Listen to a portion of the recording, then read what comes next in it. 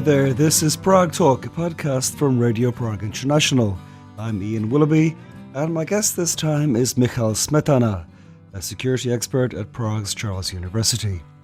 I wanted to speak to Michal in connection with the international security situation following the Trump administration's intervention in Venezuela, and closer to this part of the world, renewed threats against the Danish territory of Greenland. Basically, if NATO does cease to exist in its current form, what will that mean in practical terms for European countries such as Czechia? And that's something I discuss now with Michal Smetana in this edition of Prague Talk.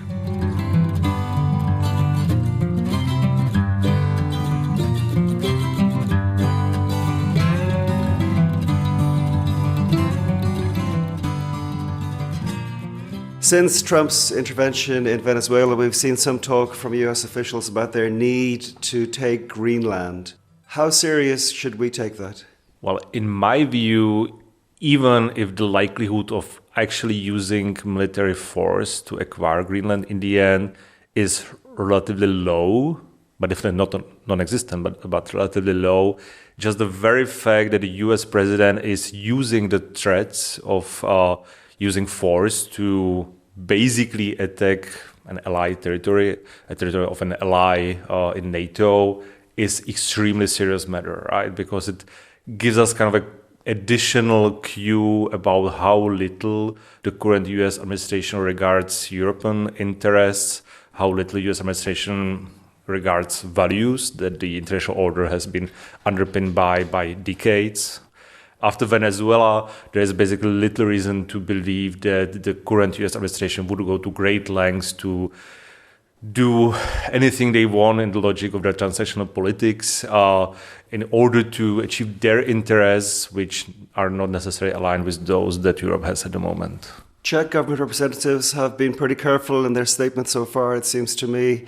What's your sense of how they really view the US view that it should control the Western Hemisphere and is willing to use force to do so? Honestly, I have no idea. I mean, just judging from the post of social media, I'm sometimes puzzled to how much still many politicians are applauding the current administration's actions. I'm not talking about Greenland now, but different actions, just the Venezuela or Iran case can be mentioned among many others, how much they're applauding without realizing that the very fact that the United States is using force against countries that we don't really like doesn't really mean that they wouldn't eventually use force against countries we do like or that are our allies. So I see this quite short-sighted.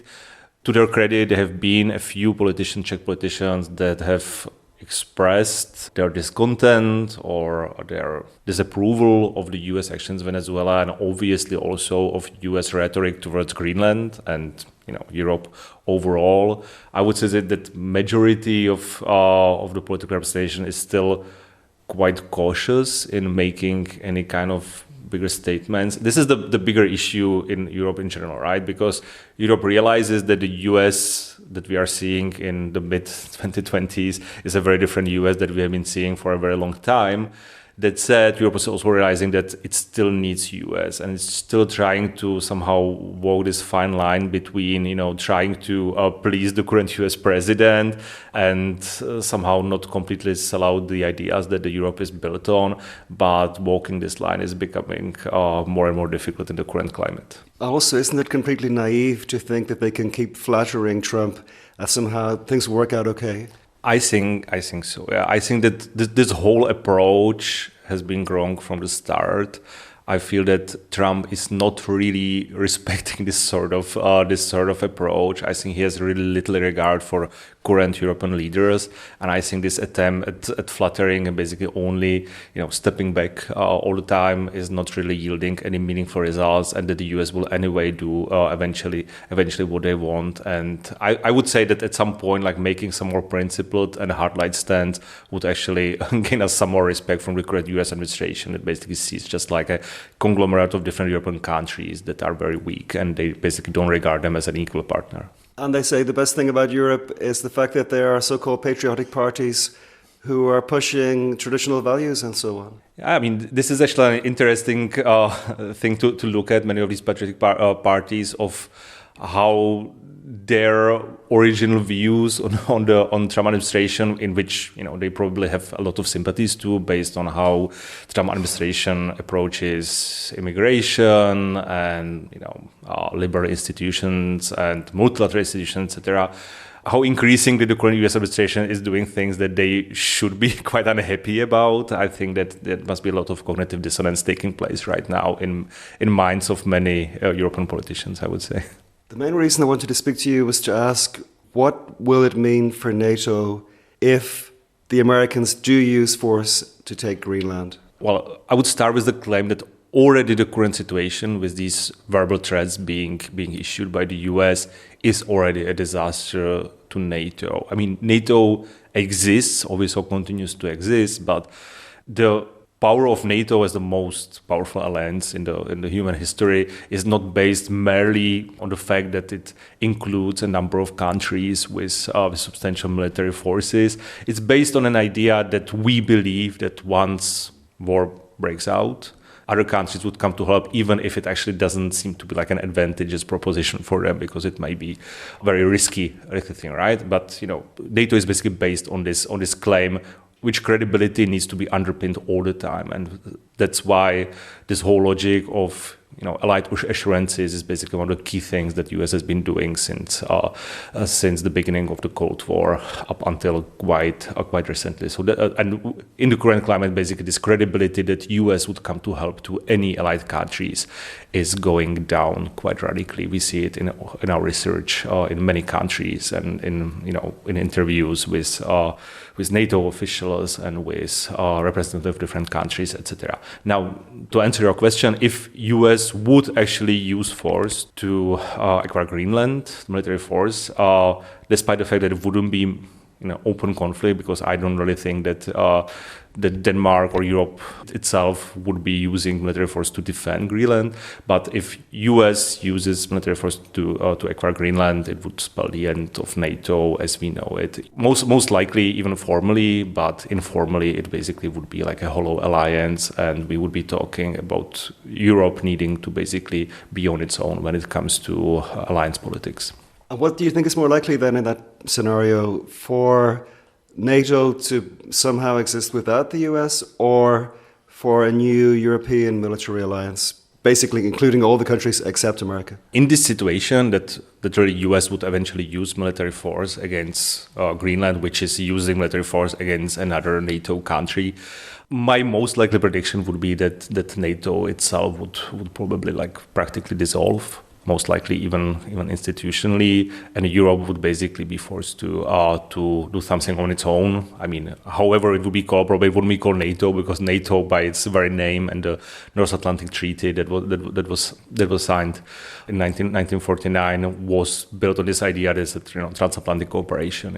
It's actually like NATO is a regionally defined alliance besides other definition it has. So most likely there would be an attempt to do something new. I mean, we are still missing one country that is not on the European continent, but is actually mentally is more aligned with Europe than with US. This is Canada. So I definitely don't think that Europe would want to break its ties to Canada, which we have no doubt that it's a reliable partner in the alliance. So that's another thing that we would have to do. But principally, most likely, we would definitely have to work out some new arrangement outside of the US. Again, we are just speculating about the things that haven't happened yet. Also, I mean, we don't really know what will happen after this administration in the United States. We might see some reversal with the new administration, basically, trying to reverse many of the Trump's policies and coming back to the original arrangements. In which case, this could still survive, or we can see just a continuation with somebody like J.D. Vance continuing in the U.S. politics and making things even harder for Europe.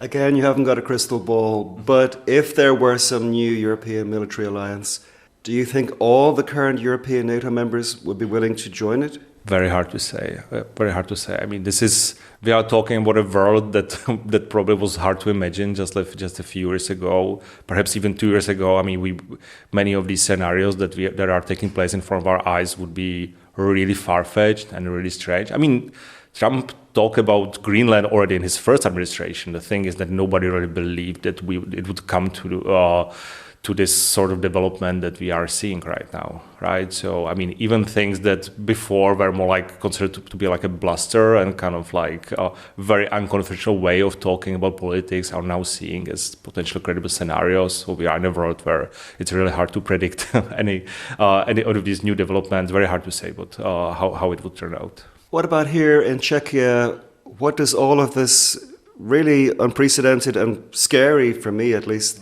instability mean for Czech security?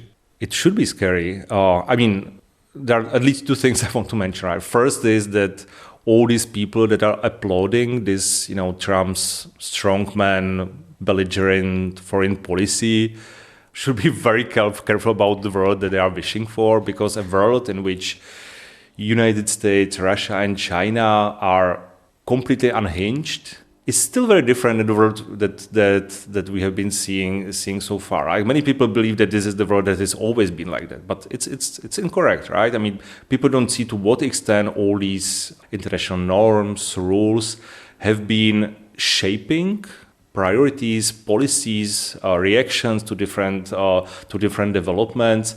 It's not like a 0-1 development in which either there are norms that prohibit some behavior and everybody follows them, or there are no norms at all, right? I mean, it has always been the sense that many of these like softer tools like international law or international norms and rules are kind of shaping the costs and benefits of different actions. And that doesn't mean that it will always prevent war, or it will always prevent some actions that are unlawful, but they are at least shaping these developments, and also they are underpinning some responses from other countries, right? And if we are coming back to something more akin like the 19th century great power concern politics, it will be a world in which smaller countries like Czech Republic are actually on the low side, right? I mean, we don't have raw power to apply in international politics, right? We don't have that sort of military power that United States, China, Russia have. For us, this is a difficult world. This is a difficult world in which we need to we will need to invest substantial amounts of our national treasure to defense. It's a world in which we need to be very careful about selecting partners that we'll be relying on, and do a lot to make ourselves to be a reliable partner as well in this world. It'll be a world which will be very unstable and very risky for us. Speaking about investment in defense, if you look at the recently installed Czech government, do you think that government would be willing to increase defense spending? The previous government did increase spending after Trump basically pressured all of Europe to spend more. Would the current government do the same? Yeah, so in the NATO summit in June, there's been an agreement on substantial increased spending across NATO. There was this new standard that we have. The Czech Republic has also pledged to follow, obviously under the previous administration. I am cautiously optimistic. I would say I'm not a person that is very happy about the formation of the current government, and I have little trust with respect to all the parties in current government in many areas that interest me. That said, I'm still cautiously optimistic that the signals that we are getting from the new prime minister are basically some levels of continuity in the area of defense that might be quite comforting to us. So, I mean, there definitely will be parametric changes in the approach. We might discuss, how fast we will be increasing investments into our defense, in what areas. I mean, there's quite a leeway for the new government to basically decide that. I mean, all this pledge that all the NATO countries have accepted at the last NATO summit is basically like a 10-year plan or 10-year development until which we should aim for. So we will see some parametric changes, but at this point, I'm cautiously optimistic the current government will most likely follow the trajectory of trying to basically get to that level and increase defense spending in the next year substantially.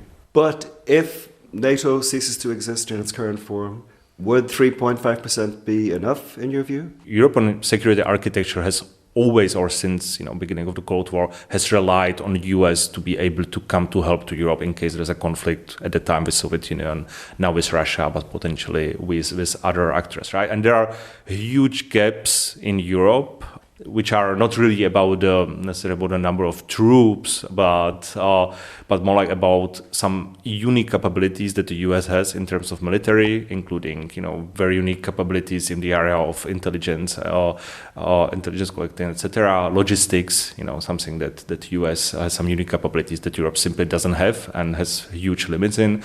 So, in case there will be a new NATO without US, whether formally or informally, in my view, no, it wouldn't be enough in a world in which we would see resurgent Russia and China and much more volatile world. It probably wouldn't be enough, but that's mainly because Europe will need to. Also, in addition to addressing the gaps that we already have now, it will need to address these gaps that of all of these capabilities that will be losing by US withdrawing on strategy.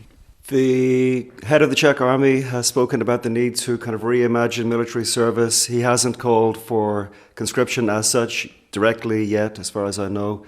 The current government, the Minister of Defence is from the party Freedom and Direct Democracy, who are seen as pro-Russian.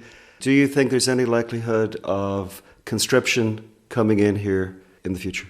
In theory, yes. I mean, it's something that many European countries are discussing and some European countries are implementing to some extent. Again, I mean, there's quite a wide range of scenarios in which, it necessarily doesn't have to be the type of conscription that Czechoslovakia had during the communist era. So there are different models in Europe which are quite different in this area. So many people, when they are imagining conscription, they are usually imagining maybe something that wouldn't necessarily be the case if we apply it. But yeah, it's definitely one of the options. Again, I mean, in the future, Europe might be facing a security environment which is way more volatile than we have been used to post-Cold War. So this is at least one of the pillars that many European countries will be considering and many will be implementing to some extent. I have several friends who have children, boys, who are speaking about their fears that in 10 years, 15 years, their kids will have to serve in the army and maybe fight in a war. I cannot say that it won't be the case. I mean, we really don't know. I mean, am I concerned about the developments in world politics and in European security? Yes, absolutely. I mean, that doesn't mean that necessarily has to be a war with Russia. Again, I mean, we are talking about very extreme scenarios, but we are talking about them because these scenarios are suddenly realistic, right? And our goal is to do everything in our power to actually prevent this war. I mean, this is the main thing. So many of this building rebuilding of national armies, investment into defense, purchasing new capabilities are based on the idea that we might get to the point where we'll be able to deter Russia from any aggressive action. Is it absolutely guaranteed that we will be able to do it? No, absolutely not. And I know lots of people in NATO and in NATO countries that are now very concerned that this is like a realistic scenario that might take place. And we must do everything to prevent this scenario because nobody wants us to get involved in a war with Russia or any other country. I'm going to end with a difficult question, I guess. Over the Christmas period, I read some very gloomy articles about the outlook for the future. And I saw one from John Simpson from the BBC, who said he'd been covering conflicts for decades, and never did he feel that there was as much a chance of a third world war as he thinks there could be now. Is that a legitimate fear, do you think? It's a legitimate fear. That doesn't mean this is the most likely course of action. If you would press me into thinking whether it's more likely that we'll be part of a major great power war, or just a war with Russia in the next 10 years, 20 years, I would say it's still more likely that we won't, that we will manage to avoid it. But I think the probability of this happening has increased substantially over the years. We might see some extreme scenarios that we cannot even think about right now, right? I mean, we are still, very often we are anchoring our view of the world by imagining, replaying some of the past scenarios, but it might be that actually the development will be quite dramatic, but maybe in different directions. And again, many of the things that we are fearing haven't happened yet and might, right? I mean, we are discussing Greenland. We might also discuss what will happen with China and Taiwan in the next year. I mean, to what extent there is like potential for a clash between great powers that will involve nuclear weapons, which is really some of these most apocalyptic scenarios. Again, I still cautiously optimistic in the sense that we have in our power to prevent some of the things, and it's a huge advantage that at least there is some base for cooperation in Europe, which may be fragile, but for now it's something that we have as a Czech Republic, as a very small country that really cannot defend itself by itself in case there would be a war with some substantially larger military power. But yeah, it's a world that is extremely volatile. European security system has changed dramatically, and the whole environment is very different, and it will be difficult for a country like the Czech Republic.